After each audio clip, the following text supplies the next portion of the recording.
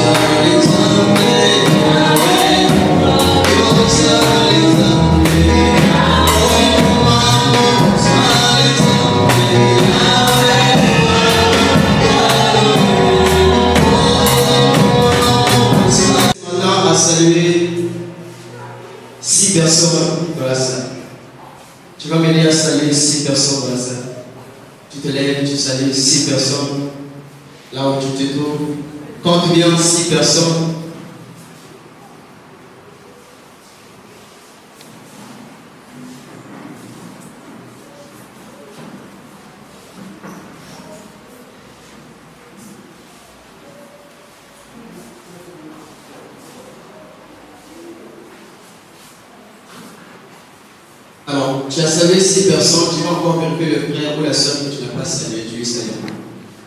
Cherche la personne que tu n'as pas saluée encore, tu puisses encore dire bonjour.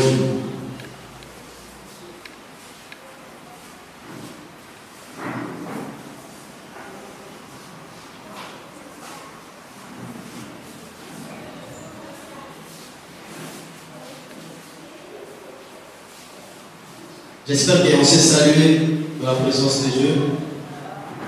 Ce matin, je rends premièrement grâce à Dieu de ce qu'il m'a choisi d'être celui qui va apporter ce qui est son message. Alléluia. Et j'ai béni encore l'Éternel de ce qu'il a touché son serviteur afin de lui confier cette mission. Car ce n'est pas facile, ce n'est pas un jeu prendre ce bon personne au hasard et lui donner cette opportunité. Il doit avoir une portion de confiance. Alléluia. J'ai dit un grand merci à l'Église de ce que vous êtes là et de ce que le Seigneur vous a accordé à la force. Alors ce matin, nous voulons parler sur un un thème que nous avons déjà l'idée. Pourquoi Dieu nous laisse subir les épreuves et les difficultés? Pourquoi Dieu nous laisse subir les épreuves et les difficultés? Nous allons évoluer sur ces thèmes jusqu'à l'heure que le Seigneur va nous faire arriver. Si nous allons passer 15, 20 ou 30 minutes, tout dépend de la manière que l'Esprit va nous animer. Alléluia. Donc je répète le thème de ce matin, pourquoi Dieu nous laisse subir les épreuves et les difficultés. En premier lieu, nous allons commencer d'abord à chercher c'est quoi l'épreuve, c'est quoi une épreuve. Alors, on nous donne par définition, l'épreuve est donc l'action d'éprouver quelque chose ou quelqu'un. Essai, expérience qu'en fait de quelque chose à surmonter. Je répète, l'épreuve se définit comme étant l'action d'éprouver quelque chose ou quelqu'un. Essai, expérience qu'en fait de quelque chose à surmonter. Et l'épreuve ici est aussi comme définition tester un objet pour se rendre compte s'il a toutes les qualités voulues. Alléluia. Donc l'épreuve ici aussi c'est défini comme étant un test. Quand on te teste, quand tu es dans les épreuves, c'est aussi une manière de te tester. Afin que la personne qui te teste puisse se rendre compte si tu as des qualités qu'il est en train de penser pour lui. Je peux me dire que cette personne est bonne. Je peux me dire que tu es ainsi. Alors je vais peut-être passer un moment, te faire passer dans une période pour confirmer ce que je pense de toi. Quelqu'un me suit? Quelqu'un me suit? Parce qu'on peut se dire que ce frère est ainsi. On peut se dire que ce frère a de l'amour, cette soeur a de l'amour, ce frère a considère les autres. Hein? À un moment donné, on peut te faire passer dans les épreuves, on peut te faire passer dans un test afin que nous puissions confirmer que tu as de l'amour envers les autres, afin que nous puissions confirmer que tu considères aussi les autres. Alors, comme le terme le dit, pourquoi Dieu nous laisse subir les épreuves et les difficultés? La définition, nous avons déjà compris. Et donc, nous allons commencer avec cet homme qui a été testé, cet homme Job, que tu connais mieux l'histoire. Mais avant de toucher Job, nous allons voir les types des épreuves. Parce qu'on va classer les épreuves en 3 étapes. D'abord, nous avons les épreuves qui écoulent de nos propres péchés ou erreurs. Les épreuves qui sont donc les conséquences de tes péchés, les conséquences de tes erreurs. Pendant que tu fais quelque chose, pendant que tu commets un péché, les épreuves que tu vas commencer à subir n'est pas peut-être la volonté de Dieu, mais ce sont les conséquences de ce que toi tu es en train de faire. Ce sont les conséquences de ce que toi tu as eu à faire ou quelqu'un dans ta famille a eu à faire. Voilà pourquoi tu es en train de traverser ces situations.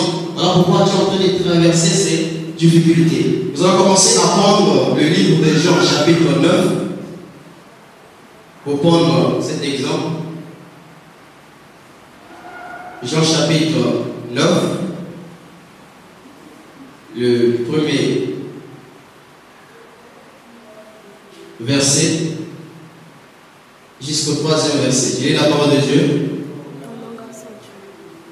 Jésus vit en passant un homme aveugle de naissance.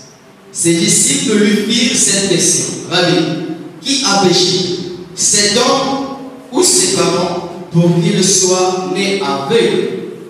Jésus répondit, ce n'est pas que lui ou ses parents aient péché, mais c'est afin que les œuvres de Dieu soient manifestées en lui. Parole de Dieu.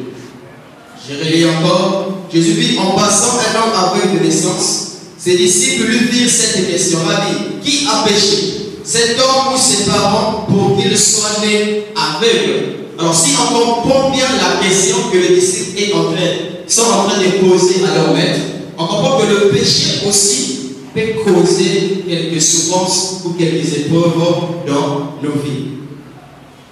Les épreuves peuvent faire à ce que une maladie ou encore les péchés peuvent faire à ce qu'une maladie puisse arriver dans nos vies. Les disciples ont vu cette personne qui était aveugle de naissance. Alors les disciples ont commencé à poser des questions. Est-ce que c'est cet homme qui a péché? Ou est-ce que ce sont ses parents qui ont péché afin qu'ils puissent être nés aveugles? Donc les disciples en eux, ils se disent que le fait d'être aveugle est donc les conséquences du péché. Regardez le suivre. Les disciples se sont dit que si cet homme est aveugle, parce que quelque part il avait commis un péché, parce que quelque part il a des erreurs, parce que quelque part il a fait quelque chose, et cette chose a fait à ce qu'il puisse être né aveugle. Dans ce passage, nous comprenons que il y a des épreuves qui arrivent dans nos vies, il y a des difficultés qui arrivent dans nos vies. Ce n'est pas parce que le Seigneur est en train de vouloir cela, mais c'est tout simplement parce que nous avons un péché quelque part. Et ses conséquences, c'est ce que nous sommes en train de subir. Une personne dans ta famille avait fait quelque chose auparavant, avant que tu puisses même venir sur terre. Cette personne avait fait quelque chose. Alors la chose que cette personne avait fait, les conséquences sont en train de monter jusqu'à ta génération. Car il est allé quelque part que l'Éternel punit l'iniquité des parents jusqu'à la 4e génération, c'est Dieu. Donc il y a des choses peut-être que ton père, ta maman, une personne quelque part avait fait, et toi dans ta génération, tu es en train de subir ça. Donc d'abord, première épreuve, sans donc les conséquences de nos propres péchés ou de nos propres erreurs. L'autre type d'épreuve, on dit que c'est ce qui découle du fait que nous vivons dans un monde déchu, rempli de maladies et de personnes déchues. L'autre épreuve que nous sommes en train de traverser, c'est tout simplement parce que nous sommes dans un monde qui est rempli de choses négatives. Nous vivons dans un monde qui est rempli de choses inagréables. Et voilà, je suis en train de traverser quelques épreuves. Nous vivons dans un monde qui est rempli des hommes méchants. Car peut-être quelque part, tu es en train de marcher et tu croises une personne méchante, par exemple. Et la personne peut te faire quelque chose qui n'est pas bon. Alléluia. Tu te diras peut-être quelles sont les épreuves. C'est tout simplement parce que tu es en train de vivre dans un monde corrompu, dans un monde rempli de mal. Une maladie arrive dans ta vie, tu vas te dire peut-être que c'est le Seigneur qui est en train de me faire passer les épreuves. Non, c'est tout simplement parce que tu vis dans un monde dont la maladie est en train de régner. Tu vis dans un monde dont on a des microbes partout. Et si tu es attrapé par ces microbes, alors tu peux tomber malade. Quelque chose peut arriver dans ta vie. Tu seras peut-être dans une maladie qui peut-être peut te conduire à la mort. Tu te diras peut-être que ici c'est Dieu qui est en train de me mettre en épreuve. C'est pas cela, c'est tout simplement tu es en train de vivre dans un monde qui est rempli du mal. Et qui est en train de suivre. Nous allons confirmer cela dans le livre de Apocalypse chapitre 12. Apocalypse chapitre 12.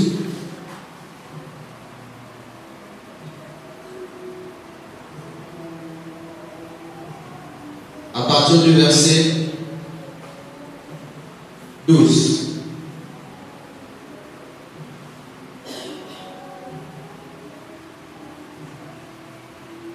Apocalypse chapitre 12, à partir du verset 12. Dit la parole de Dieu, c'est pourquoi réjouissez-vous cieux, et vous qui habitez dans les cieux. Malheur à la terre et à la mer, car le diable est descendu vers vous, animé d'une grande colère, sachant qu'il a peu de temps. Et j'irai la parole. C'est pourquoi réjouissez-vous cieux, et vous qui habitez dans le ciel. Malheur à la terre et à la mer, car le diable est descendu vers vous, animé d'une grande colère. Parole de Dieu. Si on revient à ce que nous avons dit, nous avons dit qu'il y a d'autres épreuves, d'autres malheurs qui arrivent dans nos vies. C'est tout simplement parce que nous sommes en train de vivre dans ce monde. Si on comprend que la Bible est en train d'envoyer une forme de malédiction sur terre. est en train d'envoyer une forme de punition sur la terre. Tout simplement parce que le diable s'est dirigé vers cette terre. Et le diable sait qu'il a un peu de temps. Donc il aura à faire des choses qui vont peut-être t'atteindre. Alléluia. Il aura à faire des choses qui vont peut-être atteindre ta famille. Et cela est normal parce que tu es dans ce monde. Tant que tu seras dans ce monde, tu vas subir quelques épreuves.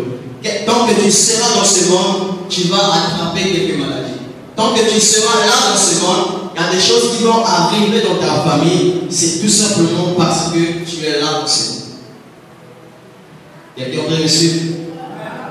Donc nous avons déjà évoqué combien de types d'épreuves? Si tu es en train de me suivre? Deux. La première, c'était quoi?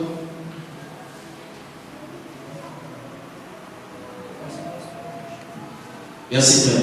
La première est donc les conséquences de nos péchés. Je vous disais que tu es en train de suivre. La première est donc les conséquences de nos péchés. Et la deuxième est tout simplement parce que nous sommes en train de vivre dans ce monde. Nous allons toucher la troisième. On nous dit les épreuves que Dieu permet que nous traversions parce qu'il veut que nous progressions. Et c'est donc ces types de preuves que nous allons parler ce matin. Nous allons parler sur les types de preuves qui sont les conséquences de nos péchés. Parce que c'est toi-même qui est là-bas. C'est toi-même qui a fait à ce que ces épreuves puissent arriver dans ta vie. Nous allons encore parler aussi des épreuves qui sont parce que nous avons ou nous vivons dans ce monde. Ça c'est normal parce que nous sommes dans ce monde. Mais ce que nous voulons parler aujourd'hui, ce sont les épreuves que le Seigneur permet dans nos vies. Car si on revient sur le terme dit pourquoi Dieu nous laisse subir les épreuves. Nous allons parler sur ce type d'épreuves qui dit que les épreuves que Dieu permet que nous traversions parce qu'il veut que nous puissions progresser. Et donc on comprend qu'il y a des choses qui arrivent dans nos vies que le Seigneur peut permettre. C'est tout simplement pour voir ou pour te faire progresser. Je te rappelle la définition de l'épreuve que nous avons évoquée au début. Tester un objet pour se rendre compte qu'il a toutes les qualités voulues. Peut-être des épreuves qui arrivent dans ta vie. C'est tout simplement que le Seigneur veut confirmer réellement si tu es sa fille. Le Seigneur veut réellement confirmer si tu es son fils. Le Seigneur veut réellement confirmer si tu es son serviteur. Si tu ne lui sers pas juste parce que quelque chose est quelque part. Si tu ne viens pas à l'église, c'est tout simplement parce qu'un tel t'a appelé. Le Seigneur veut donc te mettre peut-être dans les épreuves pour confirmer que tu ne viens pas à l'église, c'est parce que le pasteur t'a appelé. Et tu ne viens pas à l'église, c'est parce que tel frère t'a appelé. Tel que là, le pasteur n'est pas là. Mais si tu venais à cause du pasteur, j'espère que là, tu ne devais pas être présent. La première personne que nous allons toucher dans la Bible, que nous connaissons bien l'histoire, et c'est cet homme au nom de Job, que nous allons donc voir son histoire. Toi qui connais bien son histoire, c'est sûr que quelque part tu avais reçu les enseignements concernant Job. Nous allons ouvrir le livre dans le livre de Job, chapitre 2.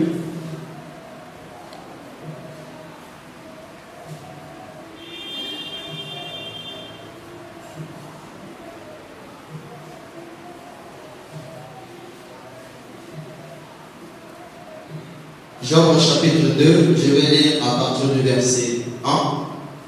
Je lis la parole de Dieu. Or, les fils de Dieu vinrent un jour se présenter devant l'Éternel. Et Satan vint aussi au milieu d'eux, se présenter devant l'Éternel. L'Éternel dit à Satan, d'où viens-tu? Et Satan répondit à l'Éternel, de parcourir la terre et de m'y promener. L'Éternel dit à Satan, as-tu remarqué mon serviteur Job? Il n'y a personne comme lui sur la terre. C'est un homme intègre et droit. craignant Dieu et se détournant du mal, il demeure ferme dans son intégrité et tu m'excites à le perdre sans motif. Et Satan répondit à l'Éternel, Pauvre, tout ce que possède un homme, il est donc pour sa vie. Mais étends ta main, touche à ses os et à sa chair, et je suis sûr qu'il te maudit en face.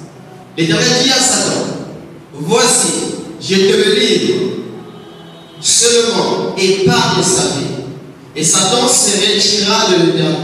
Satan se retira de devant la face de l'Éternel. Puis il ne frappa Job dans une serre mal, depuis la plante du pied jusqu'au sommet de la tête. Et Job prit un dessin pour se gratter et s'assit sur la sang. Sa femme lui dit, tu demeures ferme dans l'intégrité. Maudit Dieu et meurs. Mais Job lui répondit, tu parles comme une femme insensée. Quoi? Nous recevons de Dieu le bien et nous ne recevrions pas aussi le mal. En tout cela, Job ne pécha point par ses lèvres. Parole de Dieu. Alors sinon, on peut revenir dans cette histoire. Tu vas donc comprendre qu'il y a eu une période, un moment que Dieu était avec ses enfants. Dieu était avec les anges. C'est sûr qu'il était en train peut-être de causer ou de parler sur quelque chose. Mais la parole dit que le diable s'est glissé au milieu d'eux. Juste comme ça, le diable s'est retrouvé au milieu d'eux. Et le Seigneur, en voyant Job, plutôt en voyant Satan, il va leur poser la question à Satan, mais toi tu viens d'où? Et Satan va répondre que moi j'étais en train de parcourir la terre, je me balade n'importe comment. Et Dieu lui pose la question, mais tu n'as pas remarqué mon petit là, tu n'as pas remarqué Job. Cet homme est prêt. Alors le Seigneur commençait donc à donner des arguments, des bonnes paroles sur la personne de Job. Des bonnes paroles sur la personne de Job. Mais Satan va dire à Dieu, mais cet homme t'obéit tout simplement parce qu'il est riche. Cet homme t'obéit tout simplement parce que tu lui as donné de la richesse, parce qu'il vit à l'aise. Parce qu'il ne tombe jamais malade. Alléluia. N'est-ce pas peut-être ce que aussi tes voisins sont en train de dire? Que toi, tu viens peut-être à l'église tout simplement parce que tu es à l'aise, parce que tu manges bien. Donc le diable va dire à Dieu, cet homme est en train de t'obéir tout simplement parce qu'il s'est fait bien, parce qu'il a une voiture, parce qu'il n'y a pas de maladie dans sa vie, dans sa famille est dans la tranquillité. Et c'est seulement de bouger sa vie, tu verras qu'il va te nier. Et c'est seulement de dire, ayant confiance à la personne de Job, on peut dire à Satan, je te le livre, je te permets d'aller toucher. Donc, ce que je t'interdis, c'est de lui faire mourir, de ne pas toucher son âme. Ce que l'Éternel a interdit à Satan, c'est de faire mourir les gens. Mais tout ce que le diable pouvait faire, Dieu a permis. Et le diable a pris toutes les positions, toutes les techniques pour toucher la vie des gens. Tu connais bien l'histoire, comment il a perdu sa vie, disons, ses enfants, comment il a perdu ses biens, comment il était dans une position très critique. Même sa femme ne pouvait plus résister. Sa femme commençait à lui dire, maudit seulement ce Dieu avant que tu puisses mourir. Mais Job, qui connaît bien Dieu, il va dire, n'est-ce pas, en recevant de Dieu le bien, pourquoi pas aussi on peut recevoir de Dieu le mal? Alors combien sont des personnes, quand tu entres dans des difficultés, tu commences à dire, mais Dieu sait pourquoi? Dieu, pourquoi ceci arrive dans ma vie? Dieu, pourquoi ceci est en train de permettre cela? Le Seigneur savait les qualités des gens. Le Seigneur savait comment est Job. Mais le Seigneur a laissé le diable toucher Job avant que le diable puisse confirmer les qualités de Job. Afin que le diable puisse confirmer que Job ne suivait pas Dieu tout simplement parce qu'il est riche. Job ne suivait pas Dieu tout simplement parce qu'il a l'argent. Alléluia. Et parfois aussi peut-être, tu ne viens pas ici à l'église tout simplement parce que tu vas recevoir quelque chose. Mais tu viens à l'église tout simplement parce que tu viens rencontrer Dieu par l'amour de Dieu. Quelqu'un va te dire que non, toi tu vas à l'église parce que là-bas il y a le pasteur. Toi tu vas à l'église parce que là-bas il y a un prêcheur. Tu vas à l'église parce qu'à la fin on va te donner quelque chose. Mais toi tu vas leur mettre dans le pauvre en disant que je ne vais pas à l'église parce qu'on me paye. Je ne vais pas à l'église parce qu'il y a une telle chose là-bas. Mais je vais à l'église parce que je sais qui est Dieu dans ma vie. Donc Job a été testé par le diable. Je vous rappelle la définition: tester un objet pour se rendre compte qu'il a toutes les qualités voulues. Donc le diable a testé Job, puisqu'il ne croyait pas à ce que Dieu est en train de dire. Le diable a testé Job, mais à la fin, tu connais l'histoire, Job ne veut pas essayer de commencer à régner les noms de l'Éternel. Dieu avait donc confirmé, et le diable avait donc confirmé, et si cet homme est en train de suivre Dieu, ce n'est pas parce qu'il est riche, parce que le diable avait tout balayé, le diable avait tout ravagé. Mais Job, même quand il n'a rien, il continuait à être obéissant à Dieu. Ses amis même étaient en train de venir lui parler. Ses amis étaient en train de lui faire inculquer des mauvaises pensées. Mais Job, connaissant ce qui est Dieu devant lui, il n'avait jamais pensé à régner ce qui est la présence de Dieu dans sa vie. Alléluia. Quelqu'un est en train de le suivre ce matin? Et donc, quand tu peux prendre l'exemple de Job, si quelque chose arrive dans ta vie et que le Seigneur est en train de permettre cela, c'est afin qu'il puisse confirmer tes qualités. Cela, c'est afin que le voisin puisse confirmer que toi, tu vas à l'église parce que tu es chrétien, parce que tu es chrétien. Tu vas à l'église parce que tu t'es converti. Tu vas à l'église parce que tu t'es repenti. Tu ne vas pas à l'église parce que tu es riche. Tu ne vas pas à l'église pour chercher la guérison. Tu ne vas pas à l'église pour chercher la prospérité. Tu ne vas pas à l'église pour chercher à avoir des enfants ou le mariage. Ne viens pas à l'église parce que tu veux le mariage. Ne viens pas à l'église parce que tu fais la richesse. Car on est là de chercher premièrement le royaume de Dieu. Tu ne peux pas venir à l'église pour d'abord chercher l'argent, pour d'abord chercher le mariage. Mais viens à l'église parce que tu veux rencontrer les Seigneurs. Viens à l'église parce que tu connais qui est Dieu. Si Job était en train de suivre Dieu parce qu'il cherchait, parce qu'il était en train de voir la richesse, Job devait régner Dieu quand il n'avait rien. Si tu viens à l'église pour le mariage, je t'assure que le jour que tu auras un mariage, on va plus te voir ici. Si tu viens à l'église pour la richesse, le jour que tu seras riche, tu vas commencer à dire que moi je vais envoyer ma dîme, je vais envoyer mon fond. Dites seulement ce qui se passe là-bas, moi je vais envoyer l'argent. Mais si tu ne viens pas à l'église à cause de la richesse, même quand tu seras riche, on va toujours te voir. Alléluia. Et donc on va continuer à avoir des gens qui étaient mis en hébreu juste pour voir leur obéissance, leur sincérité. Nous allons toucher le livre de Daniel, chapitre 3.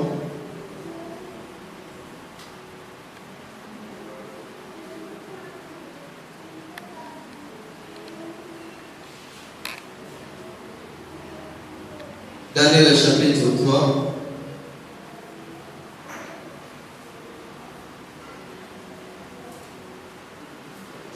À partir du verset 14.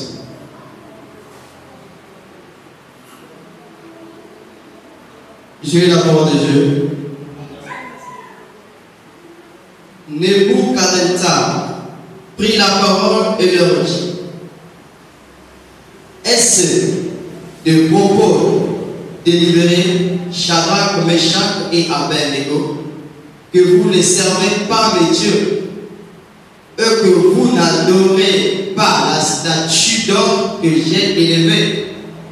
Maintenant tenez-vous prêts, et au moment où vous entendrez le son de la trompette, du chalumeau, de la guitare, de la sangouk, du psalterion, de la cornemuse et de toutes sortes d'instruments, vous vous prosternerez et vous adorez la statue que j'ai faite. Si vous ne l'adorez pas, vous serez jeté à l'instant même au milieu d'une fournaise ardente. Et quel est le Dieu qui vous délivrera de ma main? Shadrach, Meshach et Abednego répliquèrent au roi Nebuchadnezzar. Nous n'avons pas besoin de te répondre là-dessus. Voici, notre Dieu que nous servons peut nous délivrer de la fournaise ardente, et il nous délivrera de ta main, ô roi. Sinon, sache, ô roi, que nous ne servirons pas de Dieu et que nous n'adorerons pas la statue d'or que tu as élevée. Parole de Dieu. Nous ne voulons pas lire la suite. Bon, ici, nous avons donc en face de nous l'histoire de Shadrach, Meshach et Abednego. Tu connais l'histoire? C'est toi, compagnon de David, était donc arrivé devant ce roi. Ce roi donc avait monté des statues. Des statues qui étaient donc leur Dieu. Ils avaient donc l'habitude de se prosterner devant la statue. Ils avaient donc l'habitude de se prosterner devant ces dieux. Alors, le roi avait donc obligé à ses trois compagnons de se prosterner, d'adorer les dieux de ce roi. Mais qu'est-ce que ces trois ont dit? Ils ont dit que nous ne pouvons pas nous prosterner devant des dieux. N'est-ce pas? Ici aussi une forme de preuve. C'est aussi ici une forme de peuple. Est-ce que toi tu obéis à Dieu? Est-ce que toi, lorsqu'on va te proposer quelque chose, n'est-ce pas, tu vas te livrer? Tu vas voir quelqu'un arrive devant toi, toi tu sers Dieu. Tu vas arriver dans un boulot, un travail, et on va te dire que toi, pour t'asseoir ici, tu dois faire ceci. Toi, pour avoir des enfants, tu dois aller quelque part. Toi, pour avoir un mari, tu dois faire telle chose. Si on regarde cette image, le roi était en train d'obliger ou encore de proposer à ces trois de se prosterner. Mais ces trois ont dit que nous ne pouvons pas le faire. Pourquoi? Parce qu'il y a une forme d'obéissance que ces trois ont envers Dieu. Je te rappelle la définition: tester un objet pour se rendre compte de ses qualités. Si ces trois personnes n'avaient pas les qualités dignes des serviteurs de Dieu, ils iraient se prosterner devant les dieux de ce monde, par peur d'être brûlés, par peur d'entrer dans la fournaise. Quelqu'un te dit que toi, si tu ne fais pas ceci, on va te tuer. Si tu ne te prosternes pas là, on te tue. Si tu ne fais pas ceci, tu n'auras pas de travail. Regarde un tel, s'il est là-bas parce qu'il a fait ceci. Regarde un tel, s'il a des enfants parce qu'il avait fait ceci. Regarde un tel, si aujourd'hui il est marié parce qu'il avait fait ceci. Toi aussi, essaie de le faire. Tu verras Dieu, plutôt tu verras que tu auras des enfants, tu auras le mariage, tu auras un bon salaire. Mais toi, puisque tu es obéissant, ici, c'est toi aussi, avec donc une peur et essaie donc de se prosterner ou d'adorer ces dieux, le nom de l'Éternel ne devrait pas être proclamé. Car à la fin, quand tu vas suivre l'histoire, le roi commençait à regarder dans la fournaise 4 personnes. Mais pendant ce temps, il n'y avait que 3 personnes qui étaient entrées. Le roi commençait à demander qui est cette 4 personnes. Donc, sans se rappeler que ces 3 serviteurs lui avaient dit qu'on a un Dieu qui va nous délivrer. Parce que ces 3 connaissaient leur Dieu. Et à la fin, quand tu vas suivre l'histoire, le roi commençait même à croire à ces 3 personnes. Le roi commençait à croire à l'Éternel. Il commençait même à mettre de côté ce qui sont ses dieux. Et peut-être aussi les épreuves que tu es en train de traverser, c'est tout simplement parce que le Seigneur veut faire proclamer son nom. C'est tout simplement parce que le Seigneur veut à ce que le monde puisse connaître qu'il existe.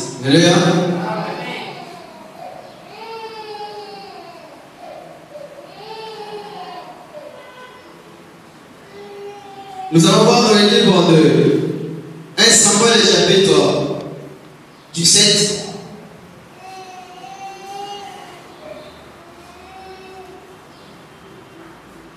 Le livre de 1 Samuel, chapitre 17.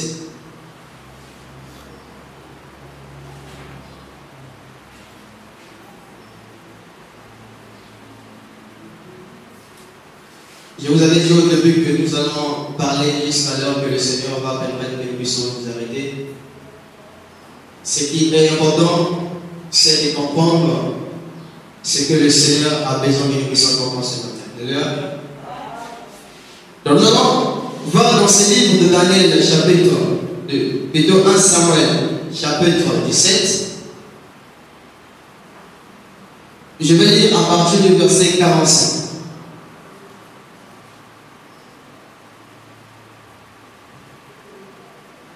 J'ai la parole de Dieu. David dit aux Philistins, tu marches contre moi avec l'épée, la lance et le javelot. Et moi, je marche contre toi au nom de l'Éternel des armées, du Dieu de l'armée d'Israël que tu as incité. Aujourd'hui, l'Éternel te délivrera entre mes mains. Je t'abattrai et je te couperai la tête. Aujourd'hui, je donnerai les cadavres du camp de Philistins aux oiseaux du ciel et aux animaux de la terre. Et toute la terre saura qu'Israël a un Dieu. Alléluia. Alors si on regarde dans l'histoire, on va voir que le Philistin était donc devant ses enfants d'Israël. Les Philistins étaient donc les enfants d'Israël étaient donc devant cette épreuve des enfants plutôt des Philistins. Les Philistins sont venus alors pour présenter un homme costaud, un homme fort. Et ils voulaient donc qu'une personne puisse s'élever d'Israël pour aller affronter cet homme. Et donc Israël était dans une forme d'épreuve qu'il doit comment surmonter. Mais quelqu'un est arrivé, voyez la peur d'Israël. Voyez la position négative d'Israël. Comprenons que d'Israël, où les hommes, les guerriers ne pouvaient rien y faire. Parce que eux, ils ne regardaient pas Dieu. Parce que eux, ils ne regardaient pas le sens spirituel. Ils étaient en train de regarder le propre physique qui est devant eux. Mais David a commencé à regarder non la forme physique de Goliath, mais il commençait à regarder la forme spirituelle de Goliath. Et il a compris que Goliath n'a rien à faire devant lui. N'est-ce pas aussi, il y a des épreuves qui arrivent dans nos vies. Comprends que le Seigneur t'a mis devant cette chose juste pour voir tes qualités. Mais toi, par la peur, tu vas commencer à voir la forme physique de la personne. Tu vas commencer à voir la forme physique de la maladie. Parce qu'on a dit que c'est le sida, et toi, tu te dis que pour toi, c'est fini. Parce que tu te dis que c'est une maladie chronique, toi tu te dis que pour toi c'est fini. Mais Dieu veut juste voir que si tu es dans ce genre de preuve, est-ce que tu peux avoir ou est-ce que tu peux garder la tête haute? Mais à cause de difficultés, à cause d'une maladie, tu commences à taper. Il avait une forme de confiance à Dieu. Il avait une forme de foi en Dieu. Alléluia. Donc il y a des épreuves que le Seigneur peut nous laisser subir, tout simplement pour voir est-ce que réellement tu as la foi. Est-ce que réellement toi tu as une foi ferme. Est-ce que réellement toi tu ne peux pas tomber, toi tu ne peux pas tomber quand tu es devant ce genre de situation. Mais David a gardé la foi que Israël ne pouvait pas garder. David a gardé le courage que Israël ne veut pas garder. Alors moi j'aimerais dire à une personne ce matin que si tu as des situations qui sont en train de passer dans ta famille, des épreuves que tu es en train de traverser dans ta famille, que le Seigneur est en train de permettre, n'aie jamais peur. Ne perds jamais ta foi, ne perds jamais ta confiance à celui que tu es en train de suivre. Car une fois que tu vas perdre ta confiance, le diable va gagner.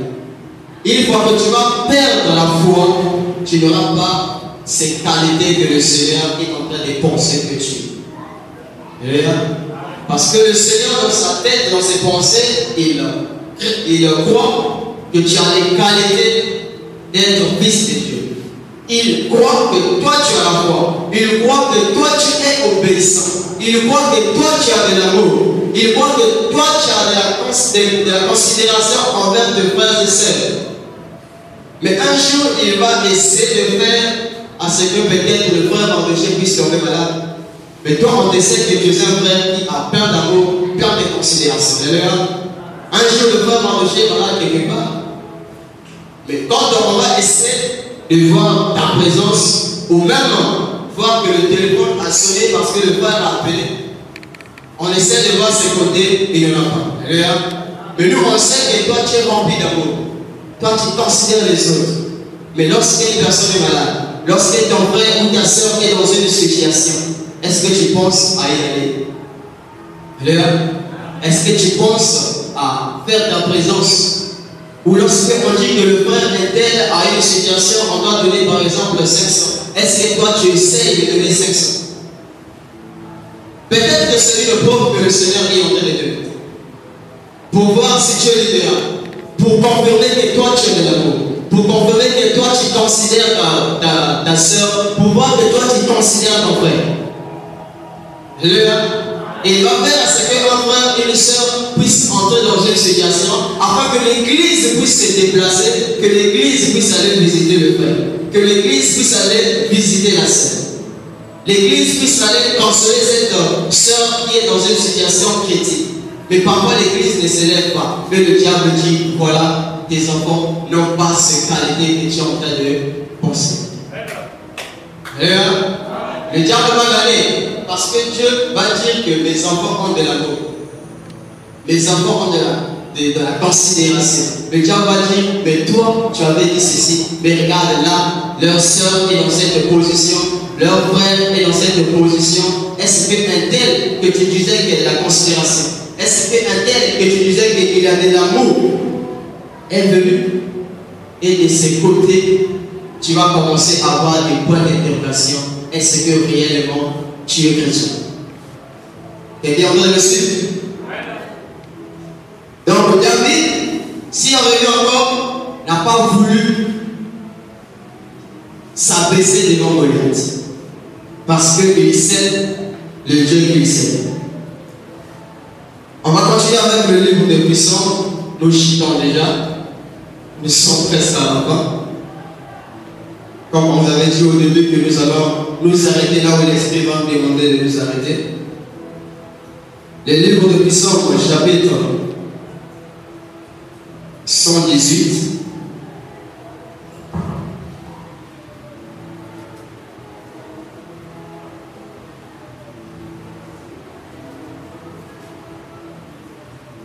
À partir du verset 6.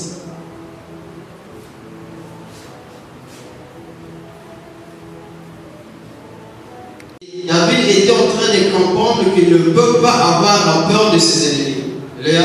Il ne pouvait pas avoir peur des situations qui sont devant lui. Il ne pouvait pas avoir peur des épreuves qu'il est en train de traverser. Parce qu'il a foi à l'Éternel. Parce qu'il croit à l'Éternel.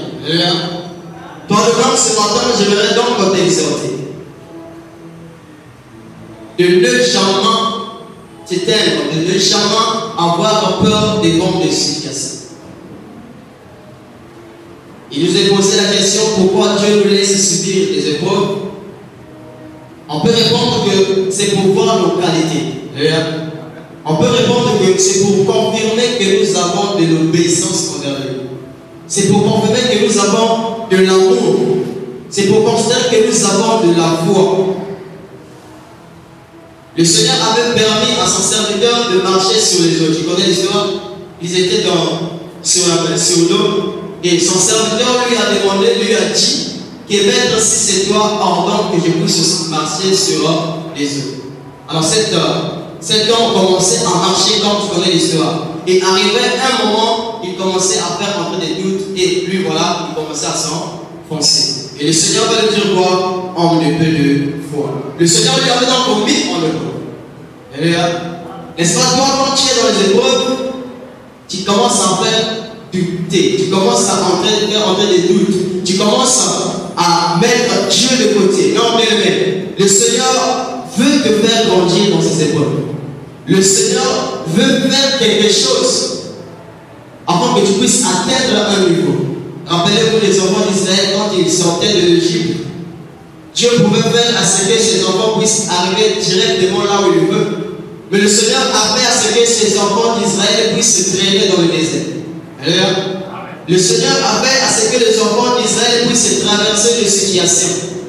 Tout cela pour faire voir sa colère. Et quand même que tu es en train de voir la manière que ces rois d'Égypte, Pharaon, avait un cœur endurci, tu vas constater quelque part que c'est le Seigneur lui-même qui était en train d'endurcir le cœur de qui? De Pharaon, pour juste faire voir sa colère, pour continuer à maltraiter Israël. Et quelque part aussi, une personne peut se lever de ta famille. Une personne peut se lever dans le quartier. Une personne peut se lever quelque part pour te faire souffrir. Une personne peut se lever quelque part pour t'insulter, pour te combattre. Mais toi, puisque tu ne regardes pas les sens spirituels, tu vas commencer à regarder cet homme physique et te voilà, tu commences à répondre aux insultes. Te voilà, tu commences à dire que moi je n'aime pas quand on me touche. Quand on me touche là, moi je réagis. Un chrétien n'a plus de position qu'on va toucher qui va le faire revenir en arrière. Alors, toi tu es colérique ou encore tu te fâches par exemple lorsque on insulte ta mère. Alors le diable va faire à ce qu'on puisse insulter ta mère. Et toi, puisque tu n'aimes pas qu'on puisse insulter ta mère, tu vas faire quoi? Tu vas te mettre en colère. Tu vas te fâcher. Et le diable va dire, voilà, on a eu la personne. Il y avait un pasteur là où j'ai commencé.